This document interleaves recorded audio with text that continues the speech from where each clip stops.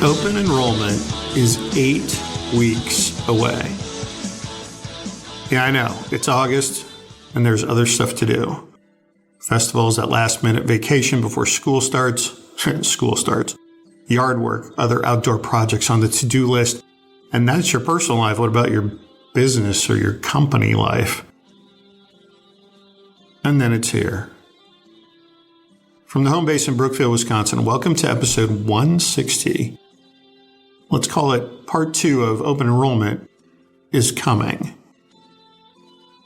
Roger here, human capital management consultant, and here we are. Open enrollment is right around the corner. And if your process had even one glitch or issue last year, listen up. And even if it didn't, you don't know, maybe you don't know if everything that you should be getting or seeing or doing, you're doing. So listen up. Here we go. Now, you may not have any issues with your broker. You may like your plan. You may be okay with your premiums, even if there's an increase. And of course, we know there will be. Maybe you just want to know where you're at. Now, the market is very fluid and tough to understand. Your broker might be great or not great or neutral. Your service might be great or not great or neutral. You just don't know where you stand. We might possibly be able to help give you clarity and get a handle on where you stand and maybe fix your pain. Back in January, I did a podcast that was about open enrollment. I asked Google, why does open enrollment suck? And here's some of the responses that came back. And these are quotes. While the execs didn't fight on rates, they did fight about going digital. As they said, that's not really going to catch on, so we shouldn't adopt some useless processes. Or another one said, I started in October and absolutely nothing had been done in regards to benefits since the company left their PEO at the beginning of the year. They didn't even use a system, but paper forms, which is terrible since we're a tech company. And another one said, my new job had 700 employees and no electronic open enrollment. My new boss was super old school and wanted paper documentation for everything. It took about 2 months to complete open enrollment since there were so many errors, changes, and lost applications that it burnt me out. Then, there were these pain points we heard from human resource professionals that we speak with in our world. There are problems with collecting completed applications or interpreting what the applications actually said because of errors or they're incomplete or there's poor writing. Meeting the deadlines, meaning trying to collect them from the employees and get them sent to the carriers in a timely manner. Communicating options to the employees. Typically the broker does this, but not always. There were special circumstances like people working in multiple states, whatever the case might be. Submitting to the carriers can be tricky or involved because there are different formats and required information they each need. And then also, it's just submitting the changes to payroll and retirement, who might be internal or other vendors. Getting the changes correctly mapped out for both is time consuming.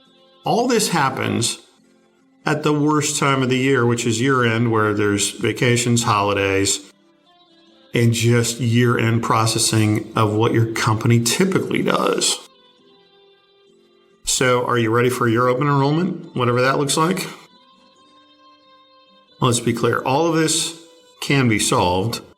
It all comes back to the process. And we can fix that. And we can start right now if you want. Let's talk about paper forms, errors, changes, bad handwriting, incomplete forms, missing forms, deadlines, moving that information to the carriers. By the way, carriers are trending toward digital, so you won't have a choice soon enough. You might as well get after it now instead of waiting until the last minute and then be forced to do it.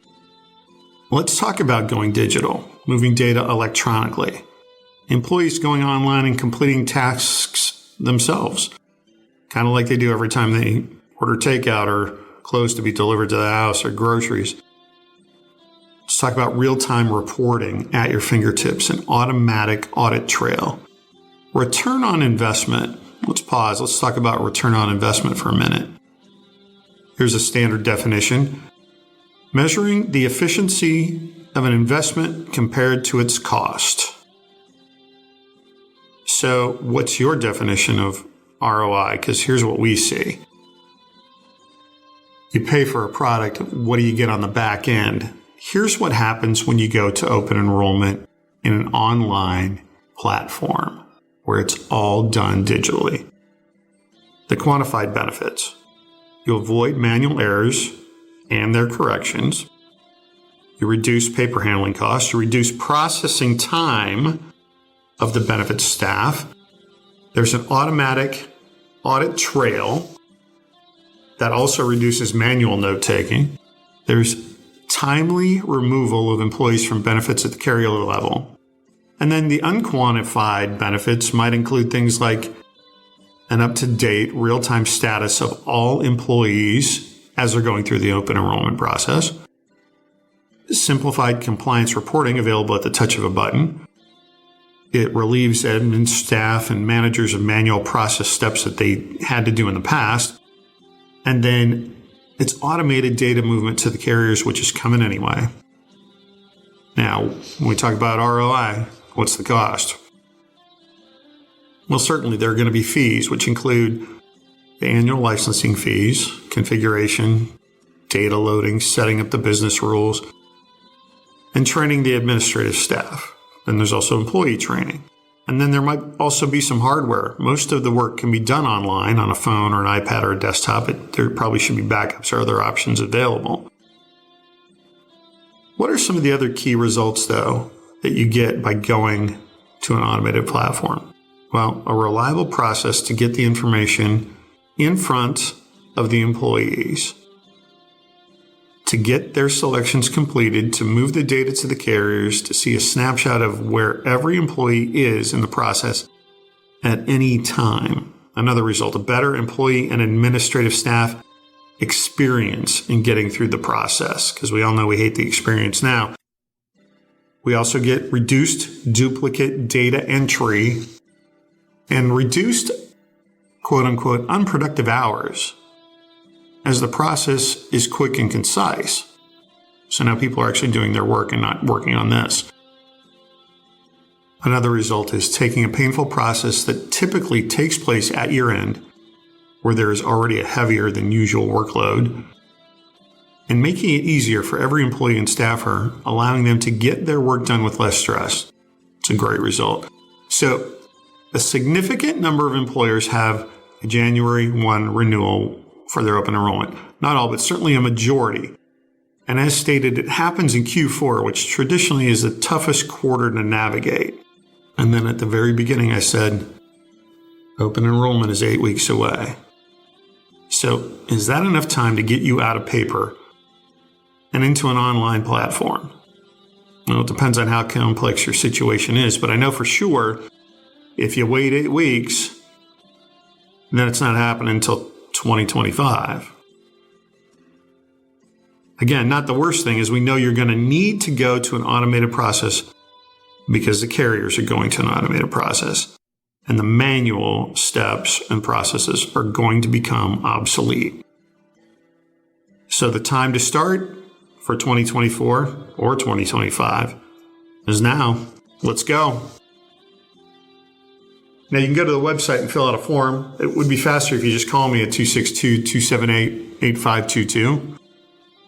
But if you go to the website, which is benefitsinc.com, take a moment to check our 50th anniversary page, as we're celebrating 50 years this year in the business, as well as our employee benefits and voluntary benefits pages to see all the offerings.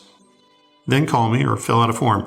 But seriously, if you have any questions about where you stand and what is available, call. Waiting until Q4 does not solve the upcoming open enrollment pain. Remember, I asked Google, why does open enrollment suck? It was the process. Maybe it's time to fix your open enrollment process. Thanks for listening. Be well. I'm Kurt Otto for the Benefit Companies. A modern workforce is diverse with high expectations of employers. Cultural changes and differences make employee retention difficult. Benefit Companies' human capital management systems help attract and retain employees your business needs. Benefit Companies' human resource programs improve communications, help balance work and home life, even eliminate intergenerational cultural infighting. Your business will run more productively and profitably with Benefit Companies' human capital management. Connect and simplify. Insource, the Benefit Companies. ConnectandSimplify.com.